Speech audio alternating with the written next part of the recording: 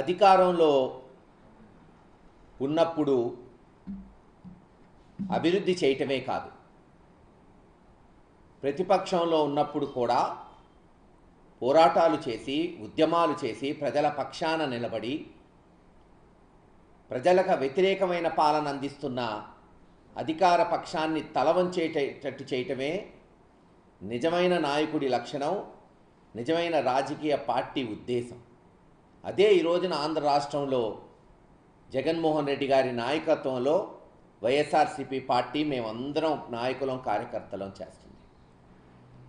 2019 నుంచి 24 దాకా ఆంధ్ర రాష్ట్రంలోని అనేక వెనుకబడిన ప్రాంతాలు, పల్నాడుతో పాటు విద్య, వైద్యం ఉచితంగా అందించాలి, జాతీయ అంతర్జాతీయ ప్రమాణాలు తగినట్లుగా ఇక్కడ విద్య, వైద్య సేవలు అందించాలని జగన్మోహన్ రెడ్డి గారు 17 మెడికల్ కాలేజీలకి నాంది పలికి కొన్ని పూర్తి చేశారు, కొన్ని 80-90% పూర్తయినాయి, కొన్ని 40-50% పూర్తవటం జరిగింది.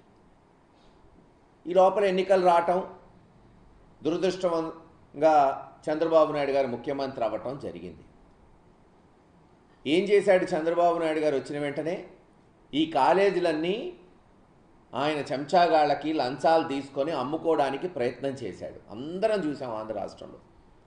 ప్రజా సంఘాలు, కేవలం వైఎస్ఆర్సీపీ పార్టీయే కాదు, ఆంధ్ర రాష్ట్రంలోని మేధావులు, ప్రజా సంఘాలు, చివరికి ఆయనకు అనుకూలమైన కొన్ని పార్టీలు కూడా దాన్ని విమర్శించాయి.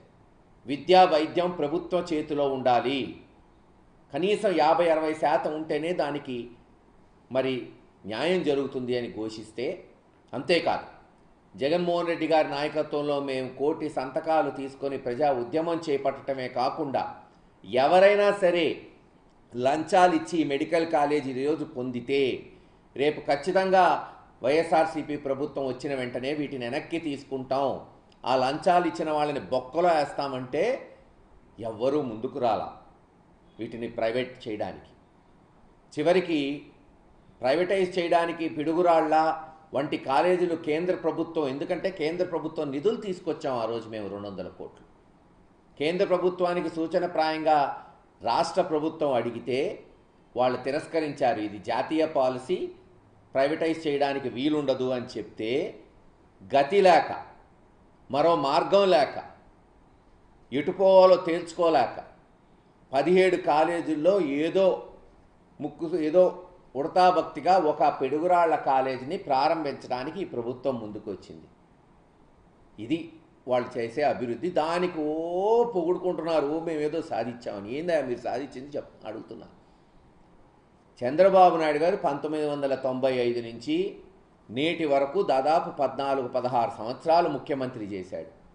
లేదు, గురజాల్లో ఎరపతినేని శ్రీనివాసరావు గారు ఒక 15-17 సంవత్సరాలు ఎమ్మెల్యేగా చేసుంటాడు. ఒక్క హాస్పిటల్ కానీ, ఒక్క కాలేజీ కానీ చూపెట్టమనండి. మాచర్ల, గురజాల ఈ ప్రాంతంలో ఓ 100-200 పడకల హాస్పిటల్ కట్టారా? కనీసం ఓ డిగ్రీ కాలేజ్ తీసుకొచ్చారా? ఏమీ లేదు. ఆ రోజున నేను పట్టుపట్టి జగన్మోహన్ రెడ్డి గారిని, ఎమ్మెల్యే అయిన 2 నెలలకే, నేను జగన్మోహన్ రెడ్డి గారు ముఖ్యమంత్రి అయిన 2 నెలలకే, ఎందుకంటే చిన్ననాటి కోరిక మాకు ఈ ప్రాంతంలో ఒక మెడికల్ కాలేజ్ నెలకొల్పాలి.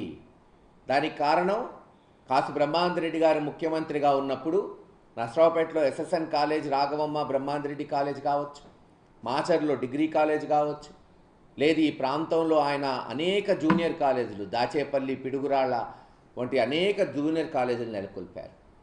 కాసు వెంగళరెడ్డి గారు జిల్లా పరిషత్ చైర్మన్గా ఉన్నప్పుడు అనేక జిల్లా పరిషత్ హై స్కూల్ గ్రామాల్లో ఇప్పటికి ఉన్నాయి. అలాగే కాసు కృష్ణారెడ్డి గారు మంత్రిగా ఉన్నప్పుడు జేఎన్టీయూ తీసుకొచ్చాం. 5-6 ఇంజనీరింగ్ కాలేజీలు ఉన్నాయి నర్సరావుపేట చుట్టూరు, ప్రైవేటువి, పర్మిషన్స్ ఇచ్చి నాంది పలికాం. అలాగే నేను రాజకీయాల్లోకి వస్తే ఒక మంచి మెడికల్ కాలేజ్ స్థాపించాలి, దీనివల్ల హాస్పిటళ్ళు 500-600 పడకలు, కాలు నొప్పి నుంచి గుండె నొప్పి వరకు అన్ని చికిత్సలు వస్తాయి. అలాగే చదువుకోవడానికి ఈ ప్రాంత బిడ్డలు ప్రతి సంవత్సరం దాదాపు 400-500 మందిని విద్యలోని అతి ఉన్నతమైన విద్య ఎంబీబీఎస్ అభ్యసించవచ్చు అని ఎమ్మెల్యే అయిన 2 నెలలకే జగన్మోహన్ రెడ్డి గారిని మరి అభ్యర్థించటం.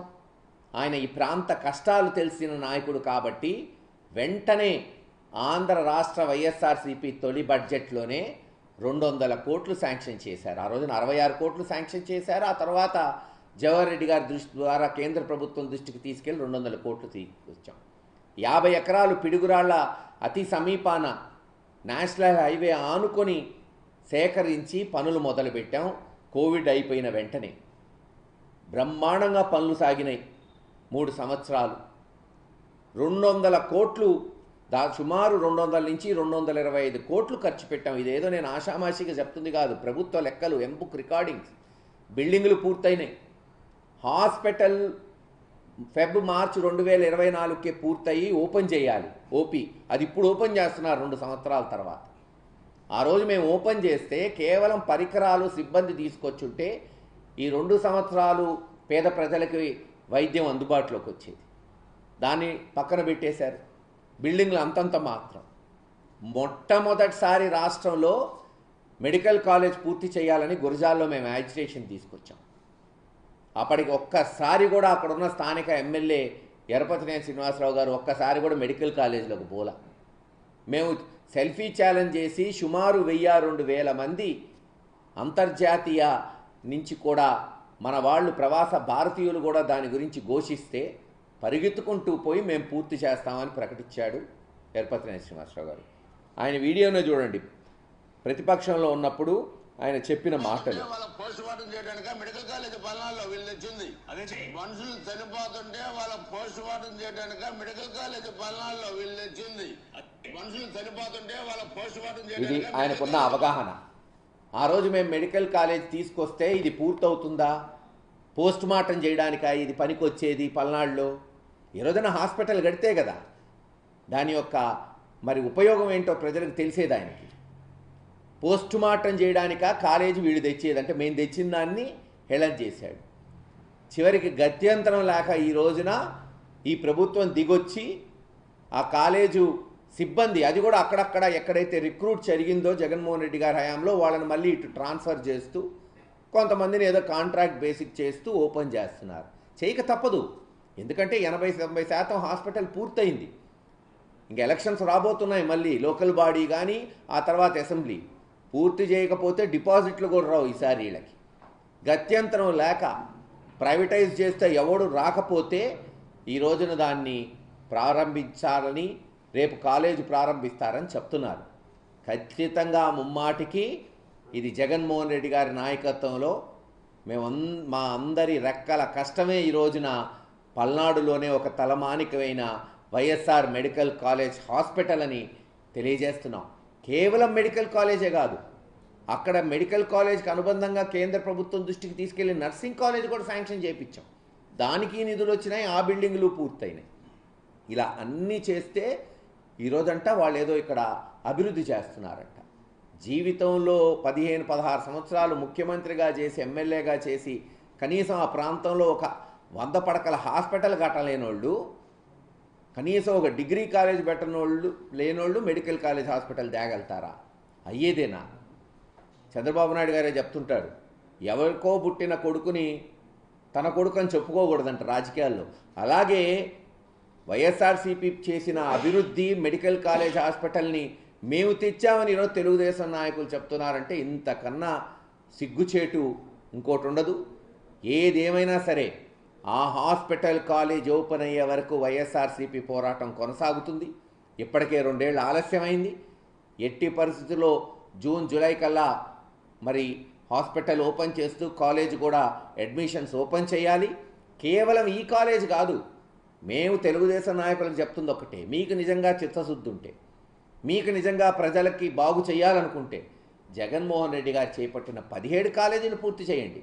అప్పుడు అనుకుంటాం పోనీలే బుద్ధి మారింది, జగన్మోహన్ రెడ్డి గారి దయ వల్ల వీళ్ళల్లో కూడా ఎంతో కొంత మార్పు వచ్చింది అని అనుకుంటాం. అంతేగాని గతి లేక ఈరోజు మీరు ప్రైవేటైజ్ చేస్తే ఎవడు రాకపోతే, జగన్మోహన్ రెడ్డి గారు గట్టిగా మందలిచ్చినందుకు ఒక్కడు కూడా లంచాలు ఇచ్చి మెడికల్ కాలేజ్ కొట్టేయలేకపోతే ఈ రోజున మీరు గతి లేని పరిస్థితిలో ఇది పూర్తి చేస్తున్నారు.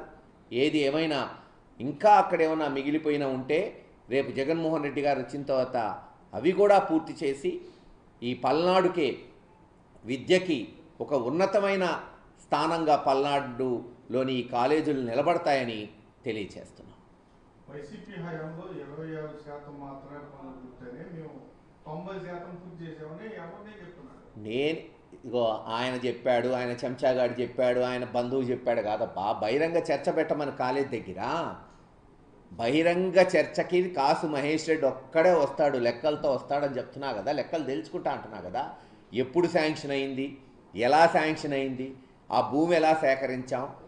నేను చెప్తున్నా 2024 జూన్ చంద్రబాబు నాయుడు గారు వచ్చే వరకు సుమారు 200 నుంచి 215 కోట్లు. మరి 215 కోట్లు అంటే ఆషామాషి కాదు కదా. పూర్తయింది, ఎంబుక్ రికార్డ్ అయింది. ఇదేమి గాల్లో మాటలు కాదు. మీకు ధైర్యం ఉంటే బహిరంగ చర్చ పెట్టండి. పోయినసారి ఆయన ఇదే అన్నాడు. ఏమన్నాడు, అంతకుముందు ప్రభుత్వంలో రాయపాటి సాంబశివరావు గారు శాంక్షన్ చేయించానని అన్నాడు. నేను బహిరంగ ఛాలెంజ్ అన్నా, రాజకీయాల్లో అది నిరూపిస్తాను, నిరూపించకపోతే ఆయన తేలేదు. ఆయన ప్రపోజల్ పెట్టింది డిగ్రీ కాలేజీకి, ఆయనే నాకు చెప్పాడు. ఇవి కూడా ప్రూఫ్ ఉన్నాయి. ఆయన మెడికల్ కాలేజ్ గురించి ఆలోచించినోడే లేడు పల్నాడులో. మేము ప్రపోజల్ జగన్మోహన్ రెడ్డి గారికి పెట్టే వరకు నేను ఎప్పుడు విన్నాము చెప్పండి. మీరందరూ పనిచేశారు 25 సంవత్సరాల నుంచి. ఎవరన్నా కనీసం ప్రపోజల్ పెట్టారా? జగన్మోహన్ రెడ్డి గారి దృష్టికి తీసుకెళ్ళాను, ఆయన శాంక్షన్ చేశాడు. 2024 జూన్ కల్లా దాదాపు 200 నుంచి 225 కోట్లు ఖర్చు పెట్టాం. హాస్పిటల్ 80-90% పూర్తయింది, కాలేజ్ 50-60% పూర్తయింది. ఇంకా జూన్లో హ్యాపీగా హాస్పిటల్ ప్రారంభించేవాళ్ళం. ఇంకా వాళ్ళ చేతగానితనం వల్ల 2 ఏళ్ళు ఆగిపోయింది హాస్పిటల్. ఇప్పుడు ప్రారంభిస్తున్నారు. ఎందుకు? గతి లేక. వాళ్ళు ప్రైవేటైజ్ చేయాలనుకున్నారు కానీ ఎవరు రాలా. ఇంకేం చేయగలుగుతారు? ప్రారంభించక తప్పదు.